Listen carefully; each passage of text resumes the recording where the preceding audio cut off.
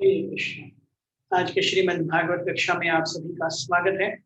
हम श्रीमद् भागवत के चतुर्थ स्कंद के 23वें अध्याय Maharaj Prithu's going back home back to Godhead पर चर्चा कर रहे हैं।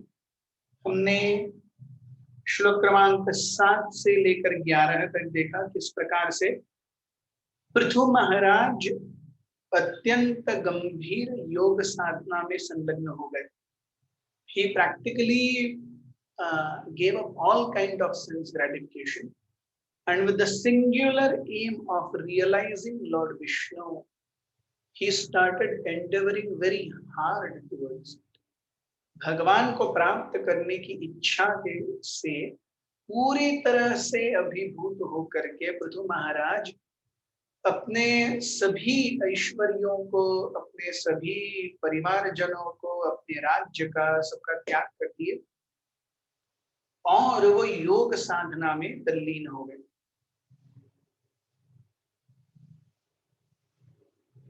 श्लोक क्रमांक 12 से इस योग साधना के ऊपर हमारी चर्चा आगे बढ़ती है। छिन्नान्यधीर धीगतात्मगतिर्निरीह तत्यत्यजे छिन्नदिदं येन तावन्न योगगतिर्भीर्यतिरः प्रमत्तो यावन् गदाग्रकजकथा सुरतिं न कुर्यात्। When he became completely free from the conception of bodily life, Maharaj Prithu realized Lord Krishna sitting in everyone's heart as Paramatma. Being thus able to get all instructions from him, he gave up all other practices of yoga and jnana.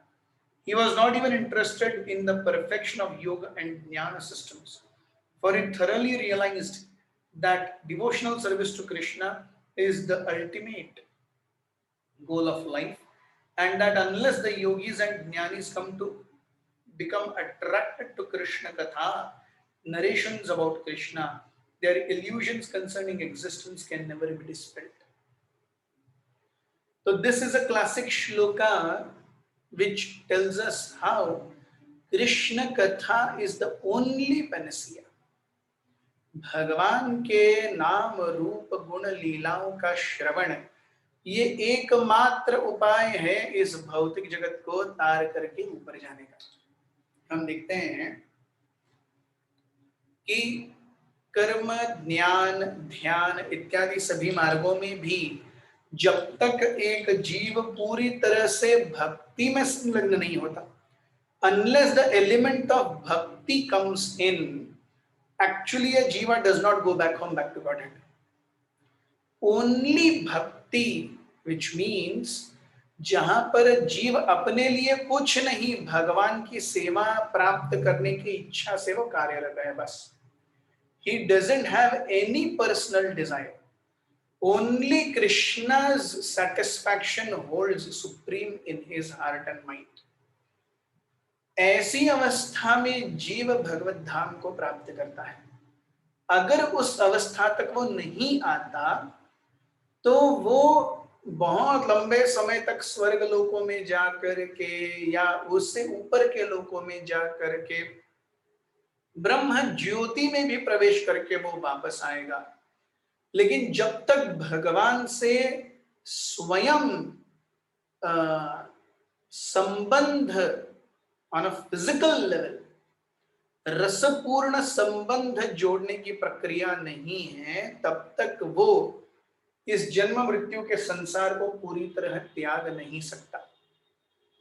और पृथु महाराज हम देखते हैं, this shloka tells us even gyan, ashtanga, the results that they give, Prithu Maharaj उससे भी ऊपर चले गए। ज्ञान और योग से जो उन्हें मिलने वाली रिजल्ट्स हैं, उसके प्रति भी पृथु महाराज के हृदय में कोई आसक्ति न रही, क्योंकि उन्होंने जान लिया भक्ति ये एकमात्र तरीका है भगवान को पूरी तरह से संतुष्ट करने का और भगवान की सेवा में पूरी तरह से संलग्न होने का।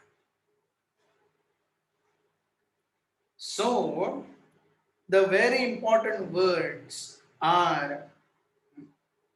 यावद गदाग्रजः कथासु रतिम न कुर्यात्। गदाग्रजः भगवान कृष्ण कथासु कथाओं के प्रति रतिम न कुर्यात्, जब तक भगवान के लीलाओं के प्रति आसक्ति नहीं आती तब तक ये रियलाइजेशन नहीं आएगा दैट कृष्ण भक्ति और Krishna consciousness is supreme, and the only way to please Krishna and enter his spiritual abode starts with hearing about the glories of Krishna through the mouth of his pure devotees.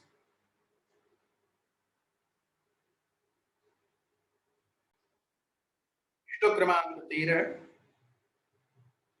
एवं स वीर प्रवरः संयोज्यामात्ममात्मनि ब्रह्मभूतो दृढ़ं काले तत्याज स्वं कलेवरम्। In due course of time, when Prithu Maharaj was to give up his body, he fixed his mind firmly upon the lotus feet of Krishna. And thus, completely situated on the Brahma Bhuta platform, he gave up his material body. So, Krishna गदाग्रज कथा सुरतिम, भगवान के नाम रूप गुण लीलाओं के प्रति आसक्ति ये क्या करवाती है?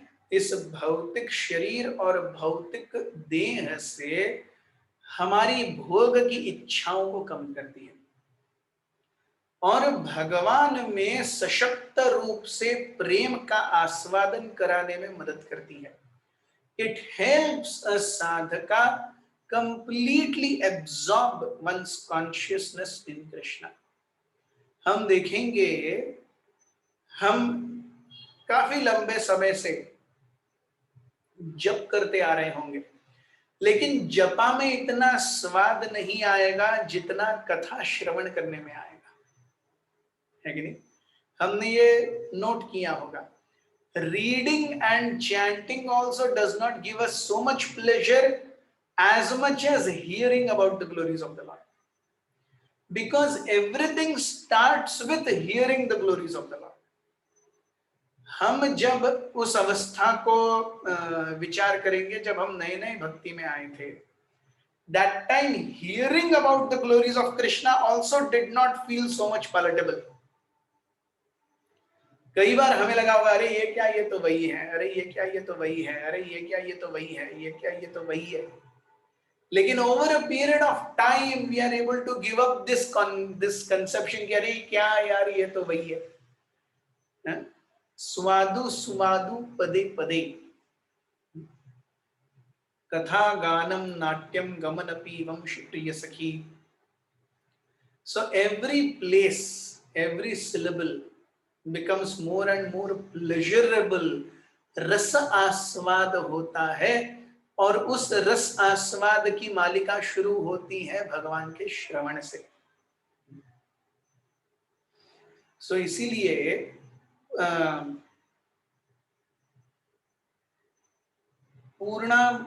प्रतिपदम पूर्णामृत आस्वादनम सर्वात्म स्नपनम परम विजयते श्री कृष्ण संकीर्तनम चेतोदर्पण मार्जनम। शिक्षाष्टकम फर्स्ट श्लोका। प्रतिपदम पूर्ण अमृत आस्वादनम, if one really tastes Krishna conscious nectar, it is palatable at every step, at every stage. और पृथु महाराज उस स्तर पर पहुंच गए और तब पूरी तरह से ब्रह्म भूत प्रसन्नात्मा न शोचति न कांक्षति समः सर्वेषु भूतेषु मद भक्तिम लभते पराम। तो ये भक्ति लाभ की बात की गई है। पृथु महाराज तो भक्ति लाभ करके उसकी चरम अवस्था पर पहुंच गए।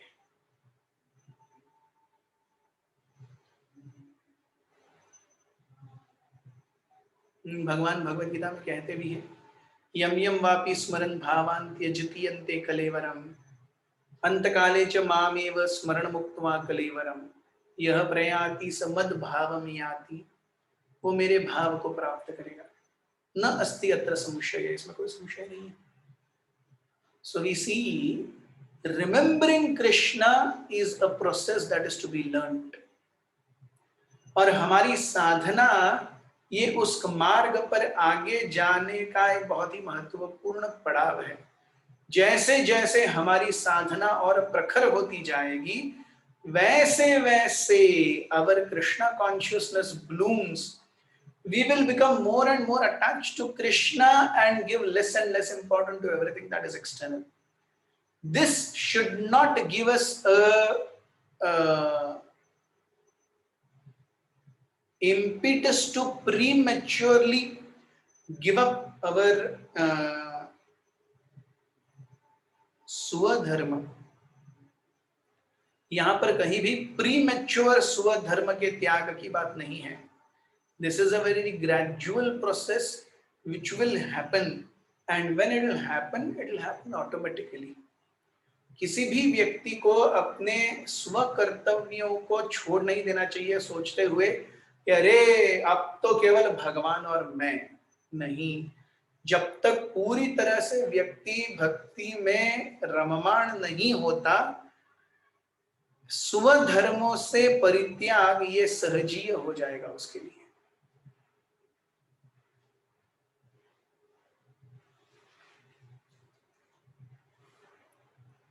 श्लोक क्रमांक 14। संपीड्य वायुं पर्ष्णिभ्यां वायुं उत्सारयच्छनैः नाभ्यां कोष्ठे अवस्थाप्य रुदुरः कर्णशीर्षणि। When Maharaj Prithu practiced a particular yogic sitting posture, he blocked the doors of his anus with his ankles, pressed his right and left calves, and gradually raised his life air upward, passing it on to the circle of his navel, up to his heart and throat, and finally pushed it upward to the central position between his two eyebrows. तो पृथु महाराज ने अपनी कुंडलिनी भी जागृत की। हम देखते हैं जब कुंडलिनी की जागृति कैसे है, मूलाधार चक्र से उठ करके सबसे ऊपर आज्ञा चक्र और ब्रह्मरंध्र। सो मूलाधार एनस गुदद्वार, जहां से मल का त्याग होता है, वहां से जब, क्योंकि वहां जननेन्द्रियां हैं और वहां मल त्याग है, इसीलिए वो सृष्टि का मूल आधार है। सो मूल आधार को कंट्रोल करने का क्या तरीका है? एक व्यक्ति मुक्त आसन में बैठता है। मुक्तासन अर्थात वो अपनी एड़ियों से अपने गुदद्वार को पूरी तरह बंद कर देता है। He sits on his ankles, और वहां से जो वायु का आवागमन है वो पूरी तरह से बंद हो जाता है, और फिर अपने प्राण आयाम से वो अपनी आत्मा को ऊपर उठाता है धीरे धीरे धीरे धीरे। तो मूलाधार से नाभि, नाभि से हृदय, हृदय से कंठ, कंठ से आज्ञा चक्र, आज्ञा चक्र से ब्रह्मरंध्र। तो इस प्रकार से कुंडलिनी शक्ति की जागृति होती है। और पृथु महाराज ने इस प्रकार से मूलाधार चक्र, स्वाधिष्ठान चक्र, मणिपुर चक्र, अनाहत चक्र, विशुद्ध चक्र और आज्ञा चक्र से अल्टीमेटली ब्रह्मरंध्र। सो ब्रह्मरंध्र आपने देखा होगा, जब बच्चे पैदा होते हैं तो उनके यहाँ पे होल होता है। धीरे धीरे धीरे धीरे माँ उसको तेल लगा लगा करके, this is very very soft, और धीरे धीरे उसको माँ तेल पिला पिला करके उसको घट करती है। तो actually when a child is born, he has a hole in the skull which is called brahmarandhra. तो आत्मा जब आज्ञा चक्र और आज्ञा चक्र से ब्रह्मरंध्र तक आती है, ब्रह्मरंध्र पर जब आत्मा आती है तो व्यक्ति या योगी अपनी इच्छा अनुसार अपना शरीर त्याग कर सकता है। सो इच्छा मरण ये जो हम देखते हैं वो योगी के लिए किस स्तर पर पॉसिबल है? जब वो यहां से अपने शरीर का त्याग करता है। हम देखते हैं कि कई बार कहा गया है कि जब व्यक्ति की चेतना निम्न कोशों में होती है तब व्यक्ति मल या मूत्र के माध्यम से अपने शरीर में से आत्मा को त्याग करता है, या आत्मा शरीर का त्याग मल और मूत्र के माध्यम से करती है। सो जब तक चेतना, या अगर कुंडलिनी शक्ति की जागृति की बात की जाए तो जब तक कुंडलिनी कम से कम कंठ तक नहीं आती तब तक वो योगी अपने निचले मार्गों से ही शरीर त्याग करेगा। जब कुंडलिनी यहां आती है, कंठ तक आती है, उसके बाद में ही अगर वो योगी शरीर का त्याग कर रहा है तो वो नाक से, मुंह से या आंखों से अपने शरीर का त्याग करेगा, तब वो ऊपरी लोकों को प्राप्त करेगा। जब वो नीचे से शरीर का त्याग कर रहा है तब वो नीचे के लोकों को प्राप्त करेगा। It is not an auspicious leaving of the body. When one's life goes through eyes, nose or mouth, that is considered to be an auspicious departure. जब एक व्यक्ति मलमूत्र का त्याग करता है या कई बार बहुत लंबे समय तक खाना पीना न खाए तो शायद मलमूत्र त्याग भी नहीं होंगे, फिजिकली दिखेगा नहीं, लेकिन बेसिकली उन द्वारों से आत्मा चली जाएगी। प्रगत योगी जब तक उनकी कुंडलिनी शक्ति के कारण आत्मा कंठ तक आती है तभी वो कम से कम मुंह या नाक या आंखों से अपने शरीर का त्याग करता है। और जब ब्रह्मरंध्र को पहुंचता है तो उसके पास इच्छा मरण की शक्ति प्राप्त होती है। He can give up his life at his will. तो हम देखते हैं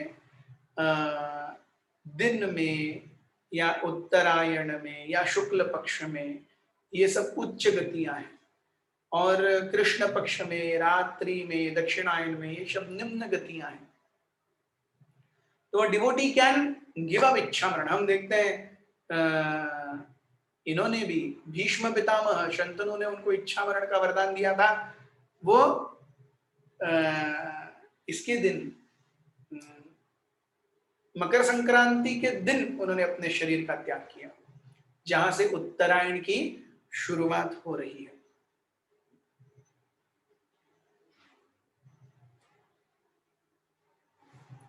श्लोक क्रमांक 15। उत्सर्पयं स्तुतं मूर्ध्नि क्रमेणावेश्य निस्पृह वायुं वायुं क्षितौ कायं तेजस्य युयुजत। In this way, Prithu Maharaj gradually raised his air of life up to the hole in his skull, whereupon he lost all the desires for material existence. Gradually, he merged his air of life within the totality of air, his body with the totality of earth, and the fire within his body with the totality of fire. तो उसने अपने जीवन में, अपने पृथु महाराज ने जब अपने इसको आत्मा को ब्रह्मरंध्र तक पहुंचा लिया, भौतिक रूप से वो जीवन मुक्त हो गए। भौतिक रूप से वो जीवन मुक्त हो गए। आध्यात्मिक स्तर पर हम देखेंगे तो आदौ श्रद्धा तथा साधु संग, अनर्थ निवृत्ति, भजन क्रिया, अनर्थ निवृत्ति स्यात्, निष्ठा, रुचि, आसक्ति, भाव और प्रेम। जब तक भाव के स्तर पर नहीं आता व्यक्ति, in one sense he is not जीवन मुक्त, वो जीवन मुक्त नहीं है। आसक्ति के स्तर पर भी उसे वापस आना पड़ेगा। Only at the stage of भाव, जब उसका भगवत धाम में भगवान के साथ में उसका क्या संबंध है उसे वो पता चलेगा, उसका रियलाइजेशन होगा, तब वो जीवन मुक्त है। नहीं तो वो निष्ठा, रुचि और आसक्ति के स्तर पर भी वो साधना भक्ति में ही है। Only at the stage of bhava bhakti does one actually become जीवन मुक्त।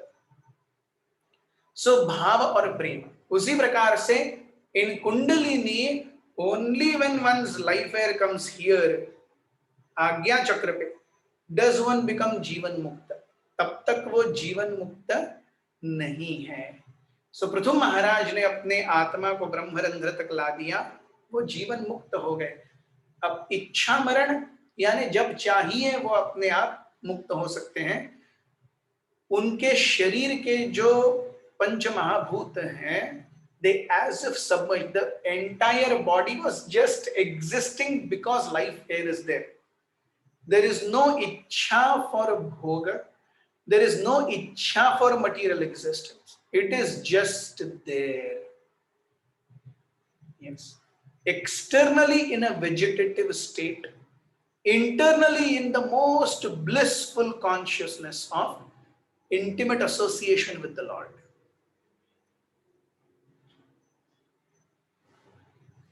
श्लोक क्रमांक 16.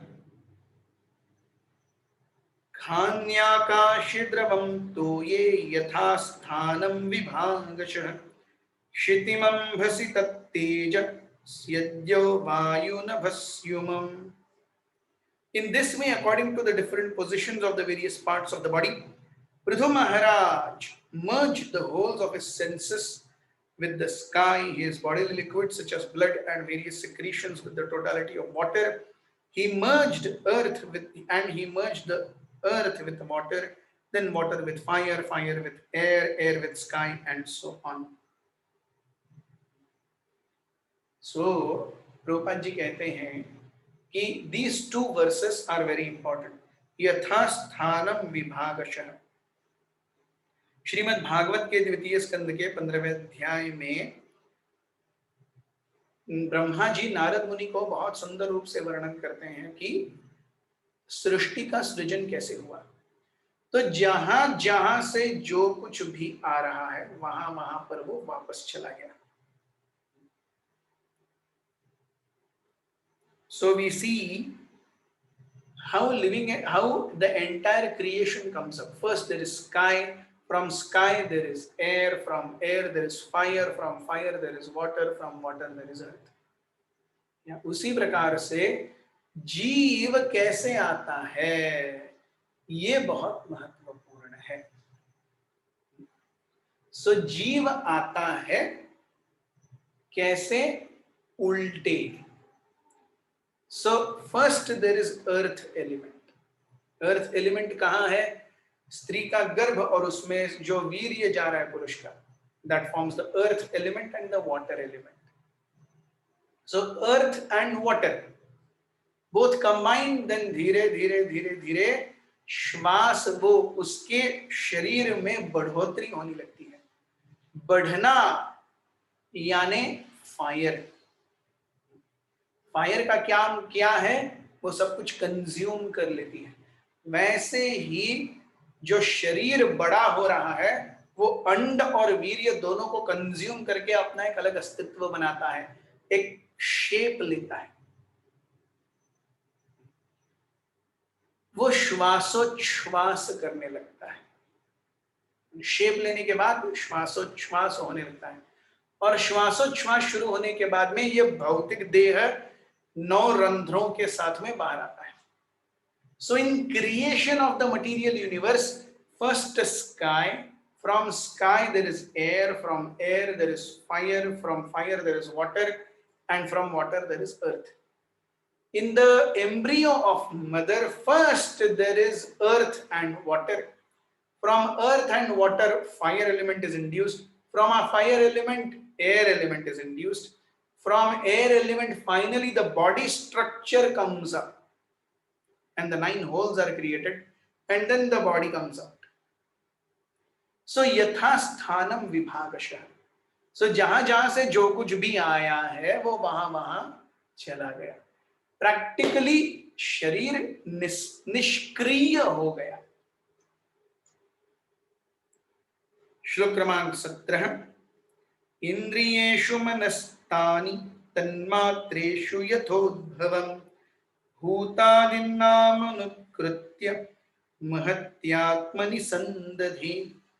He amalgamated the mind with the senses and the senses with the sense objects, according to their respective positions, and he also amalgamated the material ego with the total material energy महातत्व। तो शरीर पूरी तरह से अंदर चला गया पंचतत्वों में, उनका सूक्ष्म शरीर भी पूरी तरह से मन बुद्धि बुद्धि, मन यूनिवर्सल मन में, बुद्धि यूनिवर्सल बुद्धि में, अहंकार यूनिवर्सल अहंकार में, पूरी तरह से there is nothing except spiritual spark। सभी चीजों ने कार्य करना बंद कर दिया।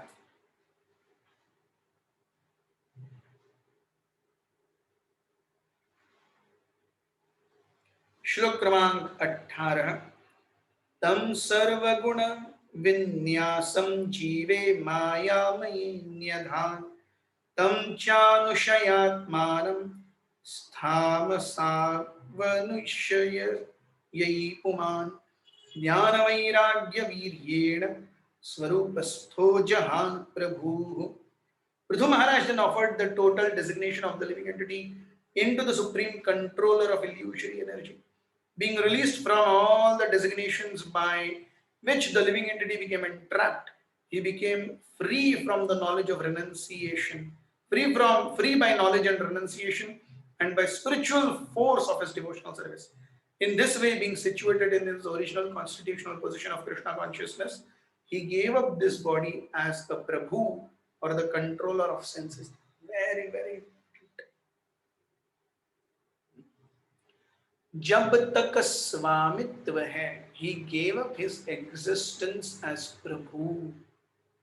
This Prabhu or Prabhutva is the ultimate sense of अहंकार। जब तक ये अहंकार नहीं जाएगा, और अहंकार सबसे सूक्ष्म तत्व है।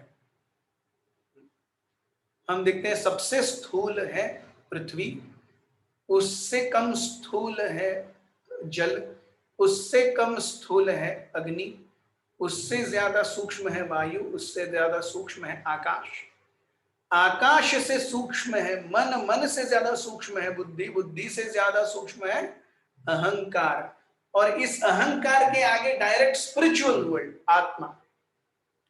तो आत्मा का भौतिकता से प्रथम संबंध है अहंकार का।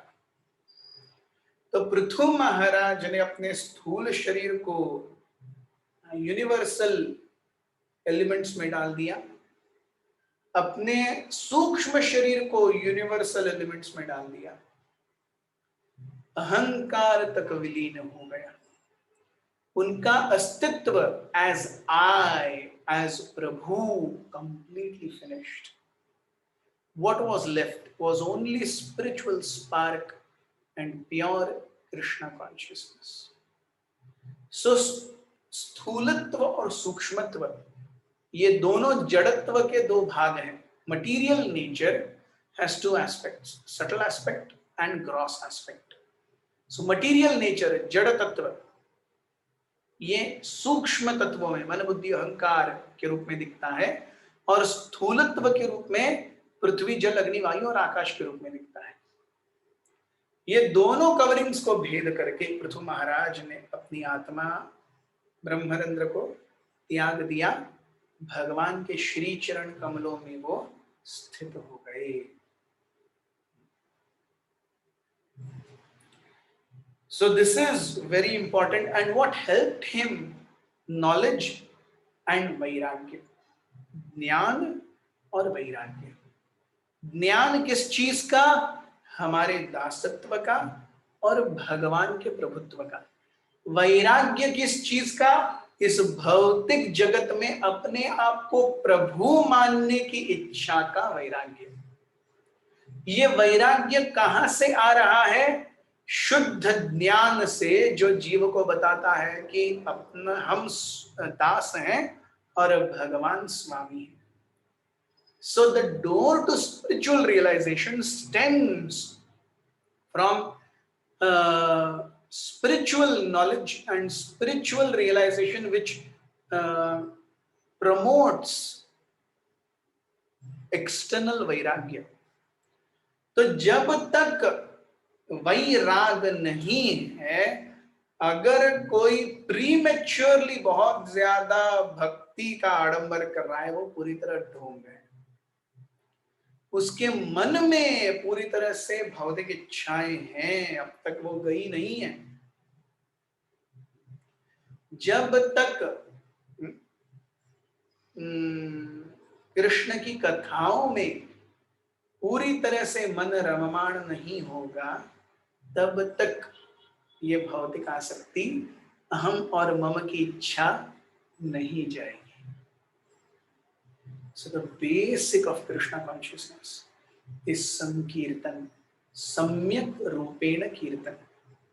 वो कीर्तन जो भक्तों के समूह में किया जाता है। इसीलिए श्रील प्रभुपाद जी ने हमें जो ये ज्ञान दिया है और जिस मार्ग पर चलने का हमें रास्ता दिखाया है, वह ज्ञान कैसे परिपूर्ण है, इन सारे श्लोकों का, भागवत का अध्ययन करके हम बहुत आसानी से समझ सकते हैं। We are also very blessed and fortunate that we have come in association with Srila Prabhupada, a pure representative of the Supreme Personality of Godhead. Let us utilize this in just becoming Srila Prabhupada's order carrier and perfect our lives. Thank you very much. Hare Krishna. ग्रंथराज Shrimad Bhagavat की जय, उपस्थित वैष्णव वृंद की जय, निताई गौर प्रेमानंदे हरि हरि।